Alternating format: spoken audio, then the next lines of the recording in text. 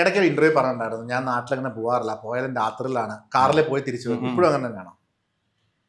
അതെ അല്ല, പകല് പോകേണ്ട സാഹചര്യം വന്നാൽ പകല് പോകും. അത് ഞാൻ അങ്ങനെ പറഞ്ഞെന്ന് വെച്ച് കഴിഞ്ഞാൽ ആ സമയത്ത് എനിക്ക് ജോലിയുണ്ട്. അത് ഇപ്പോഴും കറങ്ങി വരുന്ന റീലാ അത്. അതെന്ന് വെച്ചാൽ നാട്ടുകാർ തന്നെ പ്രശ്നം ഉണ്ടാക്കിയത്. നാട്ടുകാർ ഭയങ്കര പ്രശ്നം ഉണ്ടാക്കി, വീടാക്രമിക്കാനൊക്കെ നോക്കി. എന്തിന്? ഞാൻ അങ്ങനെ കുഗ്രാമം എന്ന് പറഞ്ഞിട്ട് അതിന് കമ്മിറ്റി ഉണ്ടാക്കാൻ നോക്കി, പിന്നെ ജാഥ നടത്താൻ നോക്കി. അപ്പോൾ അത് അവരങ്ങനെയാണ് അത് എടുത്തത്. കുഗ്രാമം എന്നുള്ളത് അപരിഷ്കൃതമായ ഗ്രാമം, അല്ലെങ്കിൽ ഞാൻ എൻ്റെ നാടിനെ തള്ളിപ്പറഞ്ഞെന്ന രീതിക്ക് എടുത്തത്. പിന്നെ എൻ്റെ ഒരു ടോൺ എങ്ങനെയായിരുന്നു ഞാൻ പറഞ്ഞത്, ഒരു പുച്ഛം. ഞാൻ നാട്ടിൽ ഞാൻ പോകാറില്ല, ആര് ഇതാക്കാറില്ല, ഞാൻ രാത്രി കാറിന് പോയി ഞാൻ തിരിച്ചു വരും. അപ്പോൾ പറഞ്ഞ ടോണിലേ ആൾക്കാർക്ക് ഭയങ്കര ദേഷ്യമായി എൻ്റെ അടുത്ത്.